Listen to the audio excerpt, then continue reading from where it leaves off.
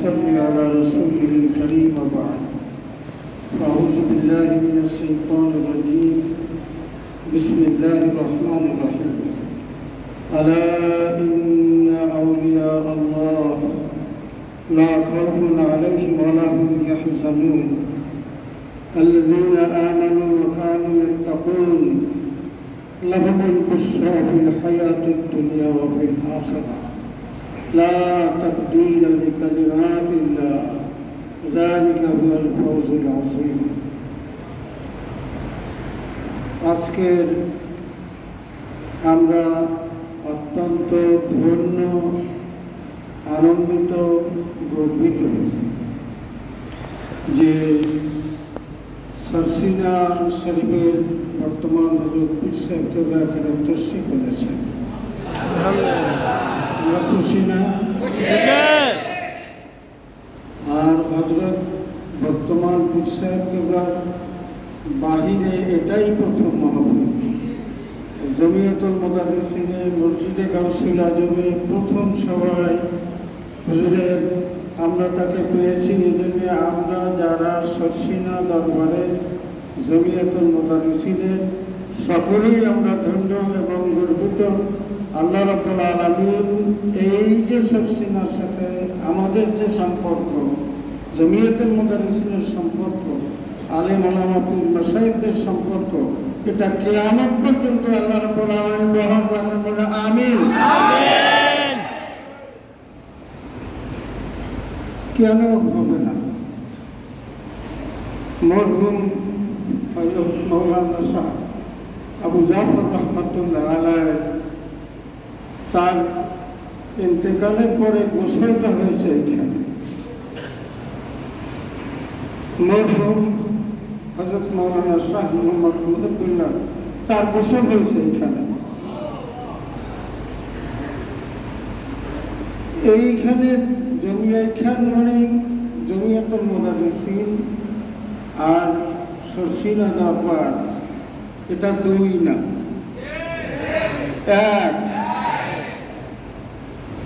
আমরা সবসময় মনে করেছেন হযরত মাওলানা আপনার একটু আগে জমিয়তুল মুদাররিসিনের মহাসচিব মহোদয়ের মুখে আপনারা শুনছেন, যদিও বলার প্রয়োজন নাই, তবুও এ কথা বলি যে এই যে জমিনটা লাভ করা, যেখানে এই মসজিদ 8.5 বিঘা জমির উপরে, এই জমিনটা লাভের ব্যাপারে এরশাদ সাহেবকে বলে হযরত মাওলানা আব্দুল মান্নান সাহেব সবসময় এ ব্যাপারে নিজেরই প্রতিষ্ঠান আশা ছুঁয়ে আছেন, কিন্তু তিনি যাকে মুরব্বী মনে করে, যার অনুরোধে এই জমি পেয়েছি, তিনি সরসিনার হযরত মাওলানা শাহ আবু জাফর মোহাম্মদ সালেহ রহমাতুল্লাহ আলাইহি। আলহামদুলিল্লাহ।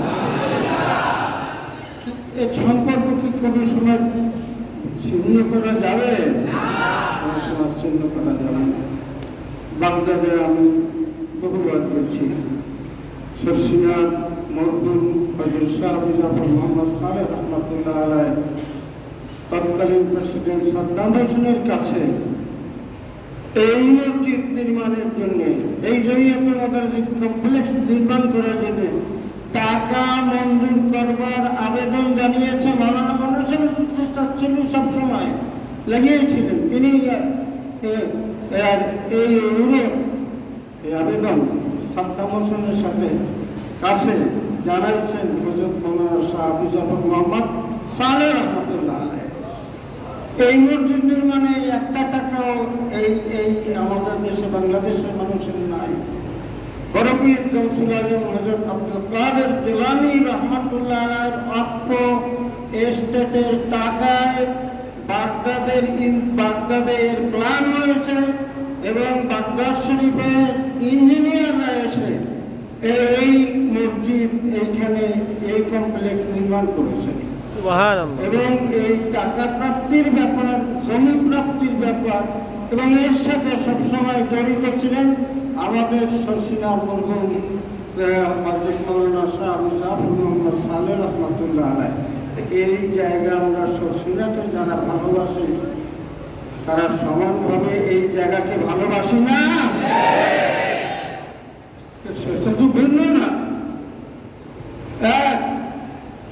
আপনারা শুনছেন এই আমাদের মহাসচিব মহোদয়ের কাছে, কাউকে আমি বক্তৃতার আগে তো খেতাব করতে হয় অমুক অমুক অমুক, কার উপর এটা তো কার কতজনের কথা বললো, সময় অল্প। কাজে এটা এই যে এই মসজিদ কমপ্লেক্স যখন নির্মাণ সমাপ্ত হয়েছে, হযরত আব্দুল কাদের জিলানী রাহমাতুল্লাহ আলাইহির পরপীর আব্দুল কাদের জিলানী রাহমাতুল্লাহ দরবার থেকে লোক এসেছে। জোহার মোহাম্মদ ওমর ইরাকের রাষ্ট্রদূত তিনি আসছেন। বাগদাদ শরীফের পরপীর আব্দুল কাদের জিলানী রাহমাতুল্লাহ আলাইহির দরবার শরীফের লোক আসছে, সাদ্দাম হোসেনের লোক আসছে। এই বছর যখন তারা একটা কাগজ তৈরি করছে, সেই কাগজটা এই হুজুর যেখানে ঘুমাইছেন এইখানে বসে হযরত মাওলানা আব্দুল মান্নানের মাধ্যমে হুজুরের কাছে মরহুম হযরত শাহ আবু জাফর মোহাম্মদ সালেহ রাহমাতুল্লাহ হাতের কাগজটা দিচ্ছেন। সেইখানে লেখা যে এই মসজিদ, এই কমপ্লেক্স এর প্রধান পৃষ্ঠপোষক এবং মোতাওয়াল্লি প্রথম তিনি থাকবেন হযরত মাওলানা শাহ আবু জাফর মোহাম্মদ সালেহ রাহমাতুল্লাহ আলাইহি, এবং তারপরে 2 নম্বরে থাকবেন হযরত মাওলানা আব্দুল মান্নান রাহমাতুল্লাহ আলাইহি। হযরত মাওলানা আব্দুল মান্নান যখন না থাকবেন, তার আওলাদরা বংশ পরম্পরায় থাকবেন। হযরত মাওলানা শাহ আবু জাফর মোহাম্মদ সালেহ রাহমাতুল্লাহ আলাইহি যখন না থাকবেন, বংশ পরম্পরায় এখানে প্রধান পৃষ্ঠপোষক মোতাওয়াল্লি থাকবেন। তাহলে এই যে বাগদাদ শরীফ থেকে যে রেকর্ড দিয়ে গেছে, এবং আপনারা যা আমাদের জমিয়তুল মুদারিসিনের মহাসচিব মহোদয়ের কাছ থেকে শুনলেন, যে এই মসজিদের সাথে জমিয়তুল মুদারিসিনের সাথে আমরা যেরকম শর্ষিনা শরীফের রুহানিভাবে আওলাদ মুরিদ, তেমনি এই মসজিদের আমরা ভক্ত, তাই না? এবং এই শর্ষিনা এবং এই জমিয়তুল মুদারিসিন মসজিদের গাউসুল আজমের সাথে অবিচ্ছেদ্য সম্পর্ক আছে, ছিল এবং ভবিষ্যতে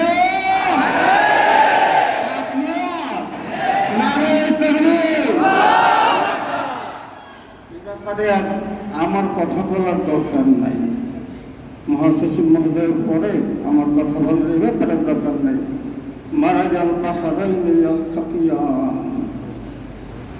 আমরা ধন্য, আমাদের বিশ্বাস শর্ষিনার হযরত মাওলানা নিসারউদ্দিন রহমাতুল্লাহ আলাইহি নাই আছেন। শর্ষিনা হযরত মাওলানা নিসারউদ্দিন রহমাতুল্লাহ আলাইহি ডাকিয়া ভুরপুরান মুজাদ্দিদে জামান হযরত আবু বকর সিদ্দিক রহমাতুল্লাহ আলাইহি বললেন, বাবা হযরত মুহাম্মদুর রাসূলুল্লাহ আর আবু বকর সিদ্দিক তার মধ্যে যেই সম্পর্ক, তোমার মধ্যে আর আমি আবু বকরের মধ্যে এই একই সম্পর্ক।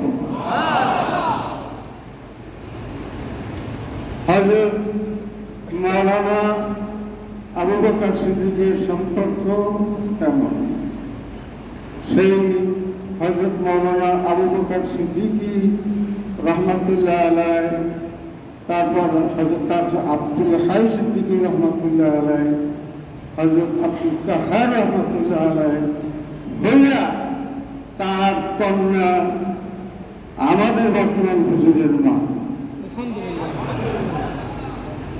হযরত মাওলানা নিসারউদ্দিন রহমাতুল্লাহ আলাইহি, যাকে ফুরফুরা শরীফ গেছে, উনি তো পীর মুজাদ্দিদে জামান, তাকে আলবাইয়ার জন্য পিসাব গেছে উঠিয়া মুরিদদের মধ্যে প্রশ্ন, উনি হুজুরের দিকে কি কাজ, হুজুরের কি?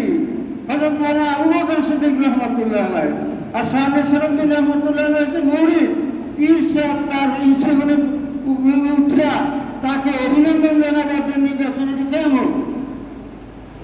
হযরত আবু বকর রহমাতুল্লাহ আলাইহি তিনি ছিলেন সাহেবে কাশফ ওয়াল কারামাত। তিনি বললেন, বাবা আমার বাবা নিসারউদ্দিন আসতেছে, তার সামনে সামনে মুহাম্মদ রাসূলুল্লাহ আসতেছে।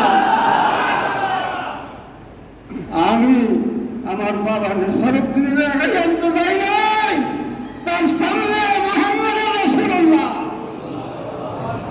আমি দেখতেছি, আমি যাচ্তেছি, আল্লাহু আকবার। সেই ফুরফুরার হযরত আবু বকর সিদ্দিক রাহমাতুল্লাহ আলাইহির রক্ত দেখি, আর হযরত মাওলানা নিসারউদ্দিন রাহমাতুল্লাহ আলাইহির রক্ত এই শরীরে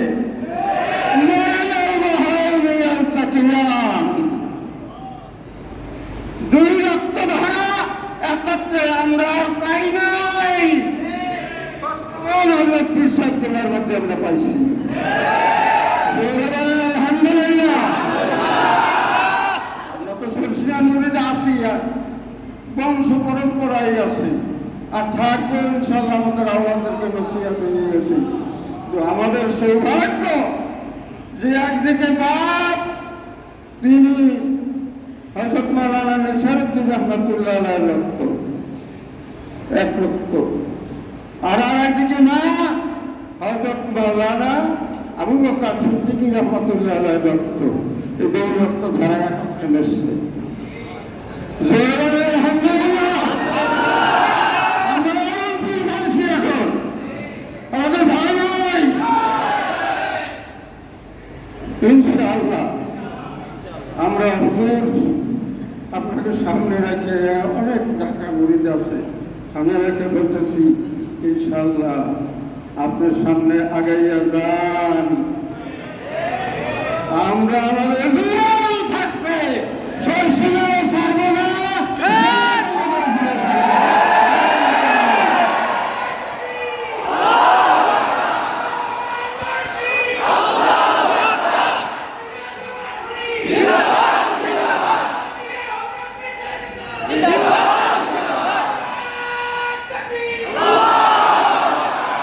আমার দাদাও ছিল শশীদের গোলাম, আমার বাপেও ছিল। আমরা আছি, আমাদের সন্তানদেরকে নসিহত করে গেছি। আমরা বংশ পরম্পরায় আমাদের রক্ত, আমরা যতদিন আছি শশীরা দুনিয়াতুল মুদাররিসিন, তারা কোনো সময় দুই করিয়া দেখবে না। আমরা আমাদের জীবন থাকতে এর সাথে আসি, এর সাথে থাকবো, এর সাথে আমরা মরবো। রাজি হুজুর, আপনার সামনে আমরা জমিয়তুল মুদাররিসিনের মহাসচিব, আমরা জমিয়তুল মুদাররিসিনের 2 নম্বরের ব্যক্তি, অনেকে জমিয়তুল মুদাররিসিনে আছে। আর শশীনার সাথে কি সম্পর্ক তো বললাম। কাজেই আমরা আছি, আল্লাহর রহমতে আপনি বীরদর্পে এগিয়ে যান। বাংলাদেশের এখন বড় কঠিন সময়, একদিকে মাজার ভাঙতেছে, একদিকে ভাঙতেছে, সেখানে বেদাত ঠিক, কিন্তু ওই যে মাজারের উপরে আক্রমণ, এটা তো সহ্য করা যায় না। হযরত শাহপরানের মাজারে যাইয়া তুমি বেয়াদবি করবা, সেটা সহ্য করা যায়, বেদাত করতে হবে। কিন্তু একদিকে এইখান থেকে পীরি মুরিদি তরিকা তাসাউফ, আমি একজন এদের যারা করে তাদের বিষয়ে तस्दीक वाहिया दीन